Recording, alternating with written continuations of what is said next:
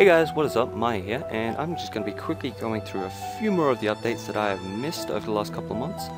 So as you can see at the moment, combat looks a little bit different, and combat is actually very different now. And you know, they've added a lot more depth to it, and in doing so they've also balanced out the weapons a lot. So as you can see here, the female character has the baseball bat, and you know, she's not one-shotting them in the head. What she's usually doing is knocking them down onto their back, and then, you know, taking advantage of the down zombie and you know, the time that's available to really get off a good headshot. And that actually builds into the critical strike system that they have. So your critical strike is going to be based off your weapon skills and the kind of weapon you have, and you know, that's going to determine whether or not you can kind of one-shot the zombies with a really good hit to the head. Knocking the zombie down doubles that critical strike chance, so you know, you're going to be able to beat them to death a lot quicker. And you know, that's a really cool feature that's going to add a lot more depth, and it's also going to make it a lot more challenging, because you know, you're no longer going to be able to take out, you know, big hordes of zombies and things like that. You know, you're really going to have to spend time, you know, beating them slowly, you know, unless you have a good weapon. So if you've got like an axe or something like that, it's still going to be pretty easy to chop down these zombies while they're standing. But you know, as long as you've got blunt weapons, you're really going to have to be beating them.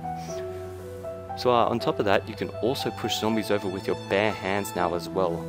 So if you're running around completely defenseless, you can still push them over. And they've also improved the aiming as well for the weapons. And unfortunately, I don't have any videos or screenshots of that I could find. But they've changed it now. Instead of, you know, the old holding shift system, all you have to do is just hold down the left mouse button, and you know, that brings up the aiming reticule, and you know, you're right to go from there. And also take note here quickly of just how the zombies behave. You might have seen me before kind of running around the hordes and, you know, circles, trying to kind of lead them into a nice big straight line.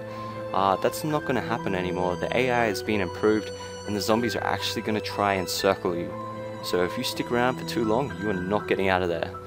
On top of the new combat, they've also added the female character sprites, which I'm sure you guys have already seen in, you know, the last 2 minutes of video. And the next feature, or the next update I'm going to be covering, is the new map streaming. So there's going to be no more annoying loading screens, no more annoying sound glitches, and better yet, it's going to use less memory, 400 megabytes less. So hopefully we can expect better performance too. So in this video, you can, you know, see, I don't know, let's call him Bob. You can see Bob, you know, running from the main city all the way out to the farm. No loading screen, no pauses. It's just smooth transition, and that's really going to be great.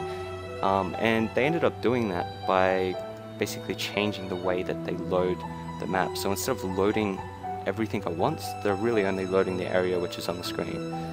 And if you guys want more details on all of the information that I've covered, and the things that I have missed, because this is not all inclusive, but I do try to cover the most important aspects, there will be links to the blog posts and the actual blog where they, you know, post all of these updates. So if you guys want to check these out for yourself as soon as they come out, they're going to be in the description below. Thanks for watching.